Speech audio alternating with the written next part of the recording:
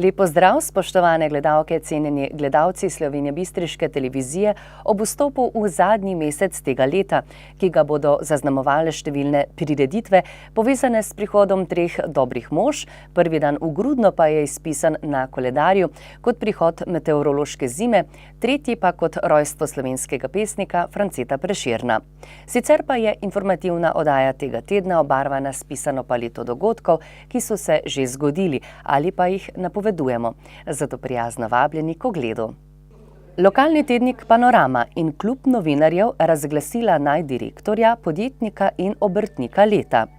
Sklepno prireditev ob dnevu slovenskih splošnih knjižnic v Slovenski Bistrici zaznamoval obisk slovenskega filmskega in gledališkega igralca ter režiserja Borisa Cavazze. Slovenjebistriška Medenka prek projekta Štartaj Slovenija prodira na trg. Slovenjebistriški razvojno-informacijski center in Zavod za kulturo na novinarski konferenci predstavila dogodke, ki se bodo zvrstili v prazničnem decembru. Judoisti Impola, tretji na ekipnem državnem prvenstvu v Slovenski Bistrici.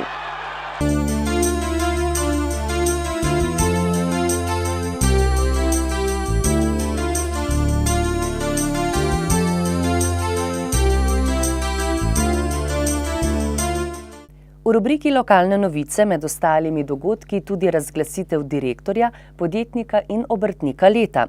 Direktor leta je Janko Žerjav iz skupine Impol, Marjan Pušnik s Črešnjevca je prejel naziv podjetnik leta, Milana Skrbiša s Spodnje Polskave pa so izbrali za obrtnika leta. V četrtek 23. novembra je tednik Panorama v sodelovanju s klubom novinarjev Klun Slovenska Bistrica v Viteški dvorani gradu Bistrica pripravil že tradicionalno podelitev priznanj za naj direktorja, podjetnika in obrtnika za leto 2017. Na osnovi predhodno predloženih nominacij je posebna komisija pri klubu novinarjev pripravila predlog prejemnikov vseh treh priznanj. O predlogu so glasovali vsi člani kluba novinarjev in izglasovali, da se naziv direktor leta 2017 podeli Janku Žerjavu, članu upravnega odbora družbe Impol. Janko Žerjav je v Impolu zaposlen od začetka leta 1988. Leta 2005 je postal član uprave Impola, leta 2015 pa član upravnega odbora skupine Impol. Poliglot, strateg, analitik, prodajalec in pobotnik, ki je zaznamoval zgodovino Impola s svojim znanjem z področja marketinga in z entuziazmom do dela z ljudmi. Po prihodu v Impol je bil zaposlen kot član prisilne uprave. Zaupali so mu prodajo, nabavo, izvoz, uvoz in raziskavo tržišča. Prvi izziv je bil organizirati te funkcije tako, da bodo imeli pregled nad podatki, torej sistemsko urediti način poročanja. Potem se je ukvarjal s planiranjem prodaje, z iskanjem trga, širjenjem tržišč in pridobivanjem novih kupcev. V 90-ih je v Impolu odprl tržno pot v države Zahoda, na novo je postavil celovito prodajno mrežo in strateško zasnoval prodajno politiko. Premišljenost njegovega dela, usmerjenost v stabilnost in obvladovanje tveganj Impolu omogočajo mirno plutje tudi v nevihtnih vodah. Strateška zasnova prodaje se je v preteklosti večkrat izkazala. Navsezadnje je skupina Impol brez večjih posledic preživela tudi krizo leta 2009, zaradi katere so trpela mnoga podjetja. Pravočasno so se preoblikovali in začeli z mednarodnim trženjem. Spoznali so konkurenco in se jih znali približati, predvsem z nižanjem stroškov poslovanja in s tehnološkim napredkom. Izvajali so premišljene naložbe, ki so dale dobre rezultate. Ohranili so tudi široko ponudbo izdelkov in ustrezno razpršili tržna tveganja. No in na vprašanje, kaj mu pomeni Impol, je gospod Janko Žerjav odgovoril takole: veliko. Impolu nameni največ svojega časa, ne samo v delovnem času, pogosto ga nesem tudi domov. Sem ponosen, da sem del sistema, ki dobro dela. Iskrene čestitke.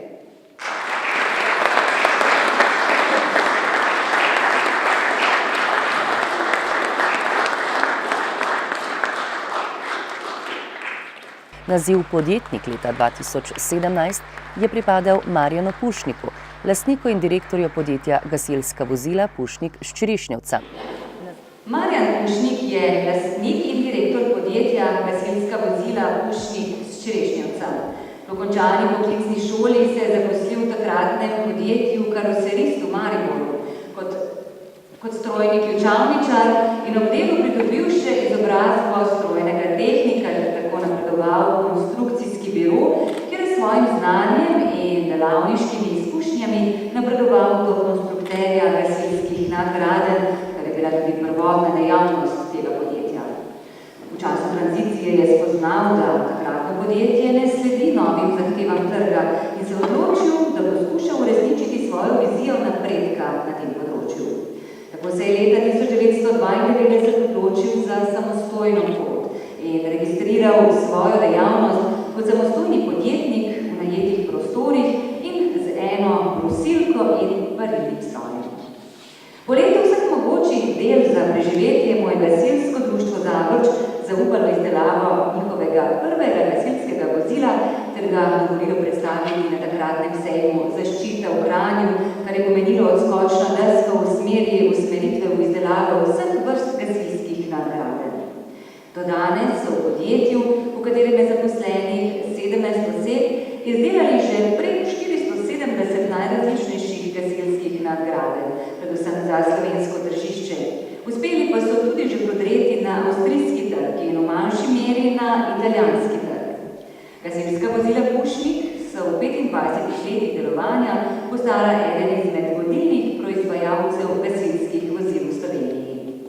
Leta 2010 so se uspešno certificirali s standardom ISO 9001, razmišljajo pa že v njegovi nadgradnji. Prednost podjetja Gasilska vozila Pušnik je predvsem v sposobnosti hitre prilagoditve novim standardom na področju gasilstva, no in tako so v letu 2016 izvedli precej drago investicijo nabave laserja za razrez ključevine, s tem pa sledijo viziji podjetja še naprej ostati v samem vrhu proizvajalcev gasilskih vozil. Iskrene čestitke.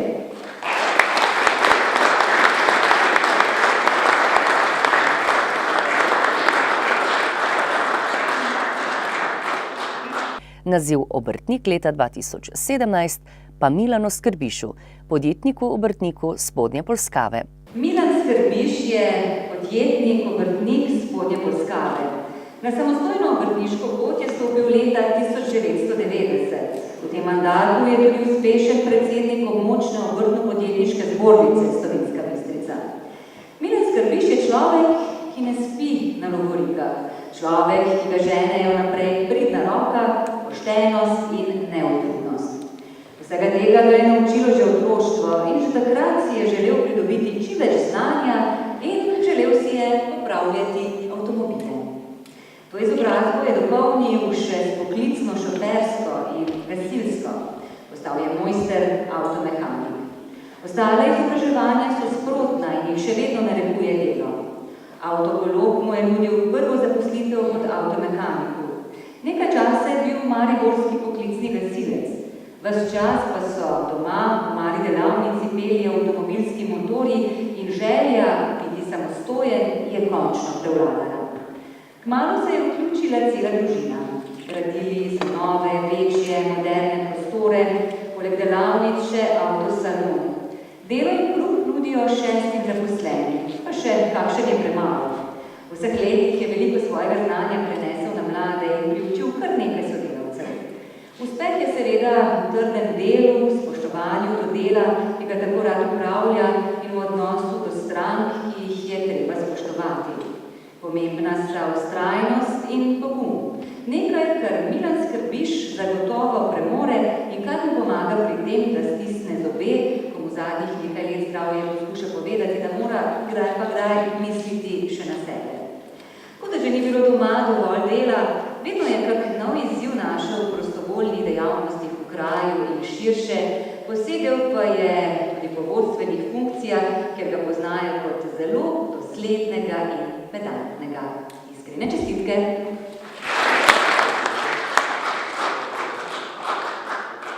V kulturnem delu programa sta sodelovala Petra in Sergej Rupreht iz šole petja Orfeus ter dijaki glasbene šole Slovenska Bistrica.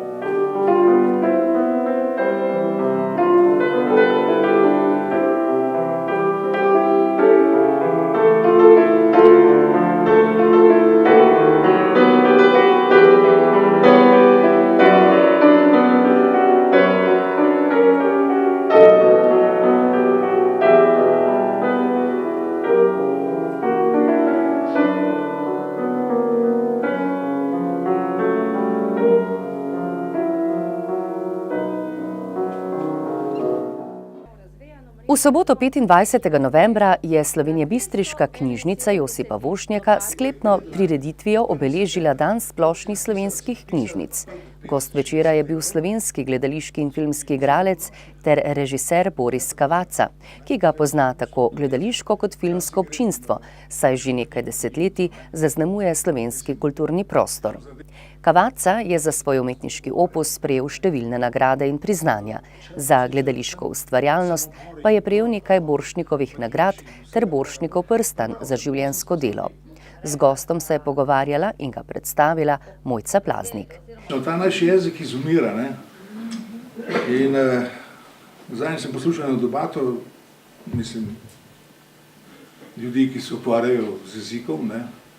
So rekli, da če bo šlo tako naprej, res.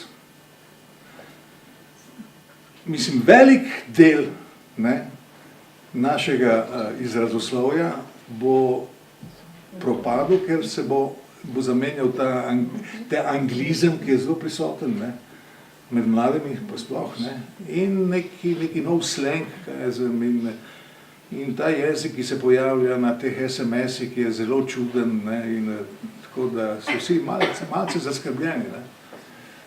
Jaz tudi vem, ne, recimo v moji dobi za branje, ga mora prav gnati, ne, si prebral knjigo? Ja, se bom prebral. Preberi knjigo. Ja, se jo bom prebral, se ne mudi, ne. Preberi, pa preberi še kaj drugega, ne. Pa sem vzel zadnjič, ne vem kaj, tiste o nekem stoletniku, kaj je to, katera knjiga je to, se spomnim? Ker sem se jo jaz kupil, ker je Rad Toporič rekel, to je fajn knjiga, zelo duhovita. In sem rekel, to bom začel brati, ne, on jo je pobral in jo je prebral, ne. Se ga si kaj razumel, ja, vse, ne. Ampak nimajo volje do branja, jaz ne vem.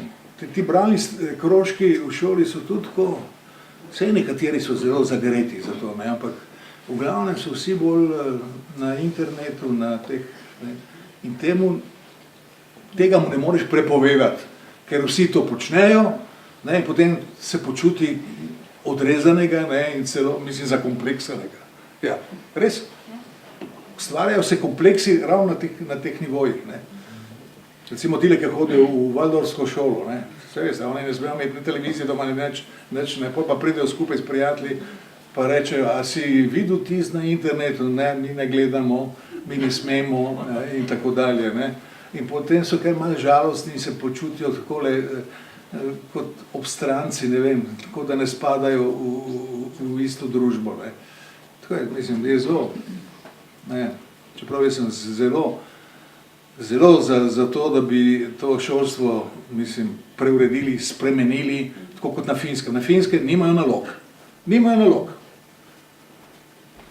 Njim je glavna stvar in tudi ocenjevanja nimajo. Morajo se igrati in skozi igro se učijo. Mislim, Finci imajo pa res strokovnjake, še pa še. Ne? Mi pa ustrajamo na ne vem kaj, ne vem, odkot smo mi dobili ta vzorec. A smo se ga sami izmislili, ne vem, pojma nimam. Zdaj, kaj še učitelj, ne vem, a je med vami kaj še učitelj? Sigurno je. Ne vem. Otroka je treba vzgajati s tem, da ugotoviš, zakaj je, mislim, nadarjen. In to mislim, to je treba zalivati, da v tej smeri se razvija še in še, ne pa da se razvijajo vsi po enem določenem merilu, ne. Vsi morate isto znati, vsi morate isto vedeti in to pol rezultati so kakršni pač so. Večer sta popestrila vokalistka Sonja Lovrenčič in kitarist Marko Zaletel.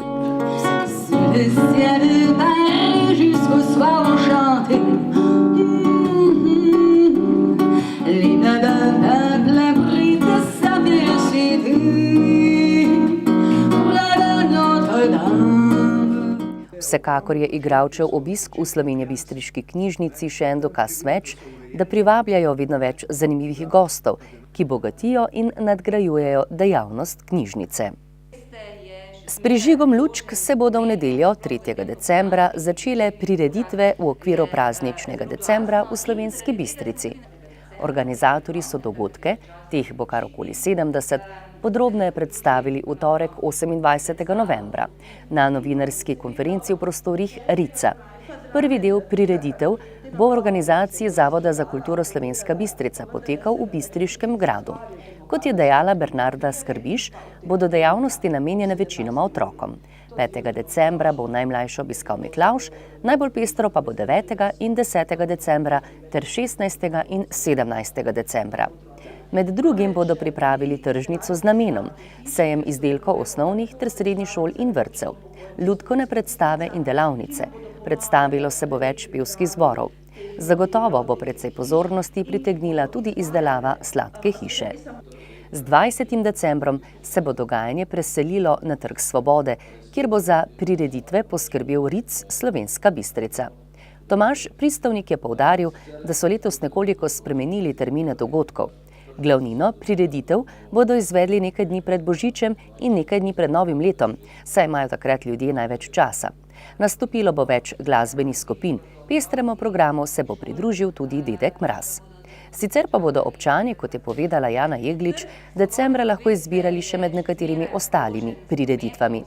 Na ogled bo več dobrodelnih prireditev, gledaliških predstav in koncertov.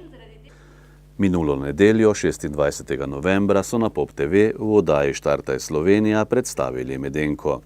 Medenka je ena izmed 8 znamk projekta Štartaj Slovenija 2017, ki drugo leto spodbuja inovativnost slovenskih podjetnikov. Medenko sta razvila Bistričana Aljaž Tršar in Miha Jedlovčnik, kasneje se jima je pridružil še Damjan Weber.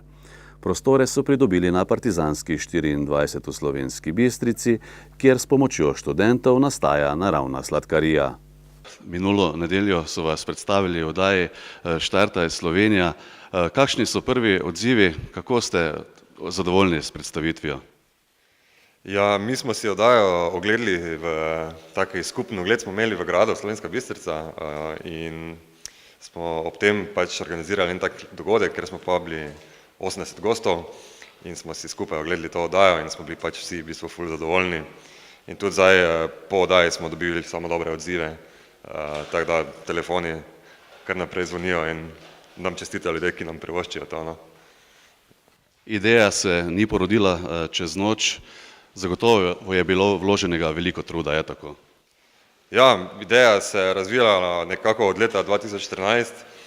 Lansko leto 1. septembra smo dejansko z Medenko štartali kot sladkarija in od takrat dalje se Medenka trži kot sladkarija.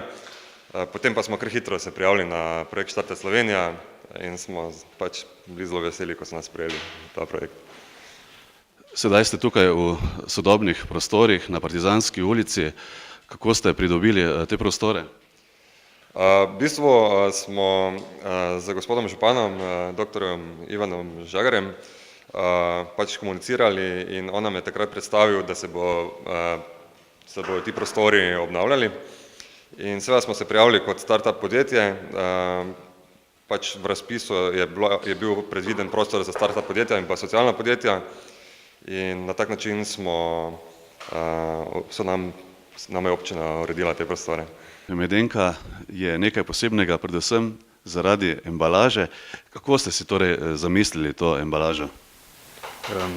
To embalažo smo začeli razvijati, tako da smo, v bistvu na idejo smo prišla tako, da smo na mizi videla med in slamico in se nam je utrnilo, da bi mogoče lahko med spakirala v slamico. Tako smo pa začela z razvijanjem te osnovne embalaže, pa probala, kako se zavari na eni strani, ali je to sploh možno. Najprej smo imela zavarjeno na obeh straneh in to se je izkazalo za nepriročno, ker je treba uporabiti škarje ali si zobmi odpreti embalažo. Potem smo začeli dalje iskati rešitve, kako bi to, naredila bolj priročno. In tukaj smo prišli na idejo, da bi to zaprla z etiketo. Ta etiketa je tudi tako, priročna, da lahko primeš lepo in se samo tako v bistvu zadeva odpre, se slamica odpogne in že je pripravljeno za užiti. Iz dneva v dan ste bolj prepoznavni. Kje je trenutno na voljo vaš izdelek? Izdelek je na voljo v 13 megamarketih Interspar in tudi po različnih kavarnah na Štajerskem, v Ljubljani in pa tudi nekaj manjših specializiranih trgovinah po Sloveniji. In kakšne so želje oziroma načrti za naprej? Verjetno preboj na širše tržišče? Ja, naš cilj je zagotovo evropsko tržišče, tako da mislimo v naslednjem letu bi radi preizkusili te trge, potem pa v roku 2-3 let se razširili po Evropi. Sicer pa so trenutno na voljo 4 različni okusi.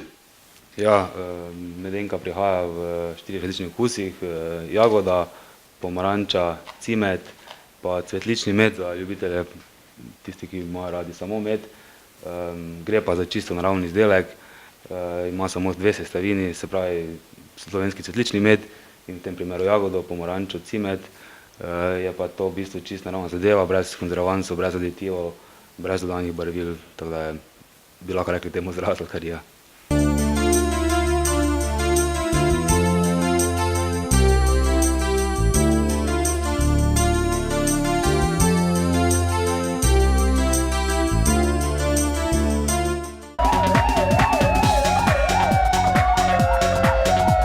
Policisti Slovenjebistriške policijske postaje so pretekli in ta teden zabeležili ter obravnavali naslednje dogodke in pojave. S področja kriminalitete je bilo obravnavanih 14 kaznivih dejanj, od tega 6 tatvin, 2 nasilji v družini, grožnja, goljufija, 3 poškodovanja tuje stvari in 1 lahka telesna poškodba. Slovenska Bistrica. Neznani storilec je na parkirišču poškodoval osebno vozilo, lastniku pa povzročil za 400 evrov škode. Na parkirišču znanega gostišča je nepridiprav na osebnem avtomobilu prerezal 2 pnevmatiki in lastnika oškodoval za 250 evrov. V eni od trgovin z oblačili je oškodovanka pomerjala oblačila in v kabini pustila torbico z denarnico ter jakno. To je izkoristila neznana ženska, ki je iz torbice ukradla denarnico s 300 evri gotovine. Drumlažno. Neznani storilec je poškodoval kletno okno in okno na zimskem vrtu stanovanjske hiše. Škoda je za 500 evrov. Gaj pri Pragerskem. Nekdo je vlomil skozi vrata terase in iz hiše ukradel 100 evrov gotovine, medtem ko je škode zaradi vloma približno za 500 evrov. S področja prometne varnosti so policisti obravnavali 8 prometnih nesreč. Zaradi kršitev cestno-prometnih predpisov so izdali 25 plačilnih nalogov in začasno odvzeli 2 vozniški dovoljenji. Policista je lastnik starejše stanovanjske hiše obvestil o najdbi 3 ročnih bomb in večje količine razstreliva ter streliva za vojaške puške. Najdeno je prevzel bombni tehnik, ki je poskrbel za uničenje. S področja javnega reda in miru so policisti posredovali 6-krat.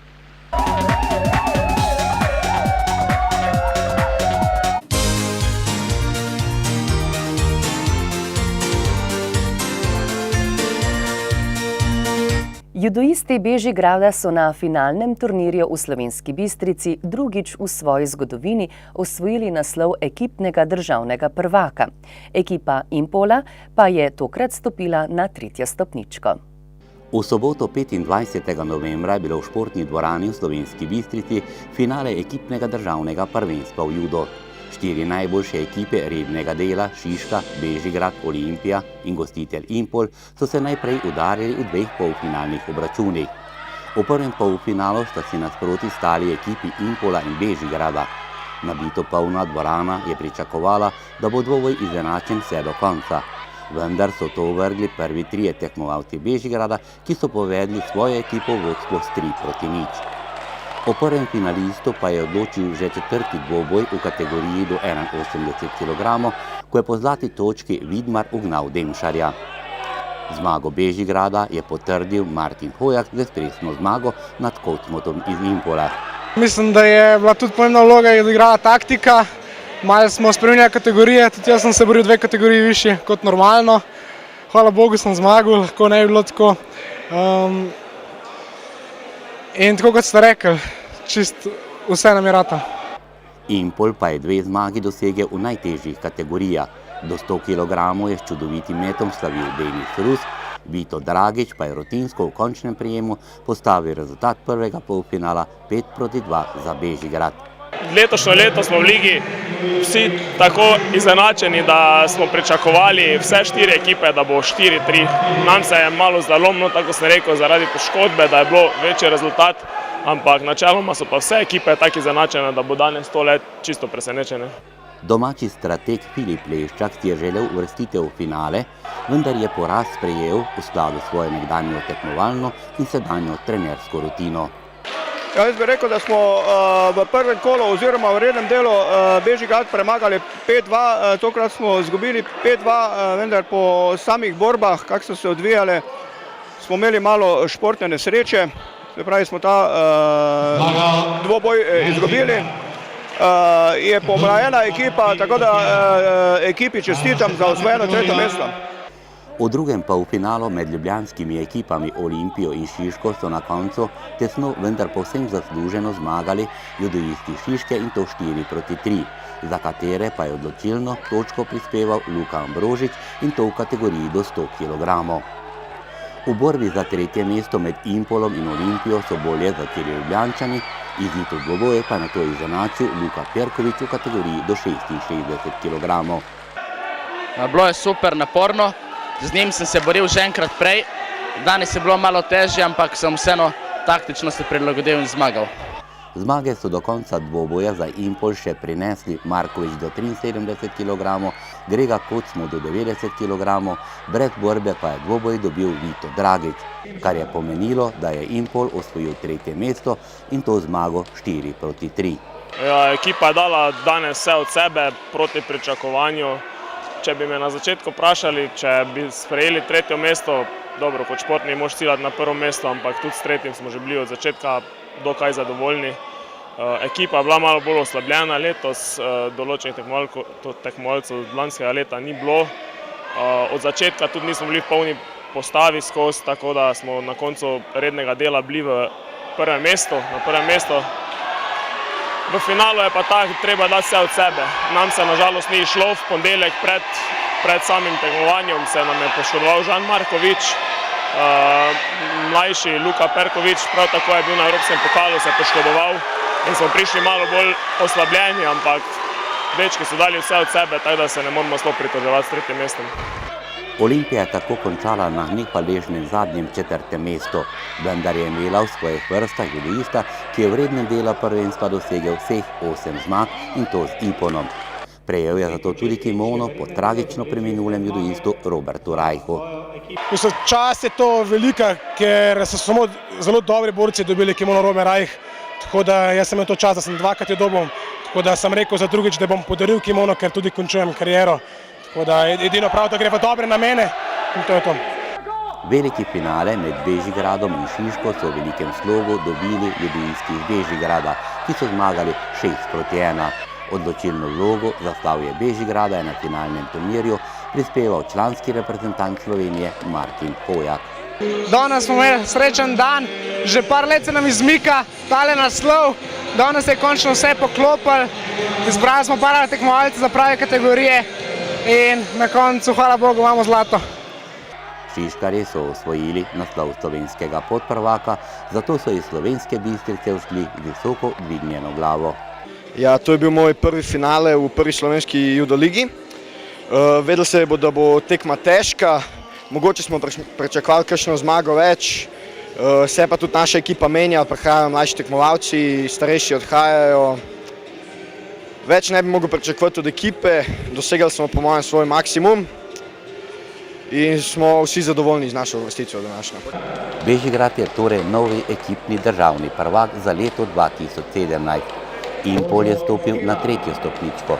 Privrženci juda pa so do zadnjega kotička napolnili bistriško športno dvorano. Brez njih seveda ni športa. Vsaka čast publiki, da so prišli podpirati, dosti lažje se boriti, kljub poškodbam, kljub neizkušenosti, ko se boriš, ko dobiš kurjo polt, pa adrenalin, je vse možno. Zelo všeč, tribune so polne, to mi je všeč, prvič se je to zgodilo, tako da je lepo organizirano, vse poteka gladko in je vse super. Zopet po dolgem času je v dvorani res takšno športno vzdušje, takšno, kot je bilo včasih. Brez gledalcev nikoli ne gre, vzdušje naredijo, sploh kolikor smo majhni Slovenija, se ful pozna naši gledalci, ker znajo narediti vzdušje in ful pomaga, boljše borbe, vsi se bolj s srcem borijo, super. Za tekmovalce je sigurno lažje, če se za njih navija. V Slovenski Bistrici je vedno odlično vzdušje.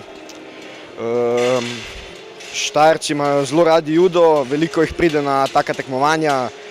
Finale Slovenske judo lige je seveda ena najbolj obiskanih prireditev slovenskega juda. Vzdušje je bilo fenomenalno.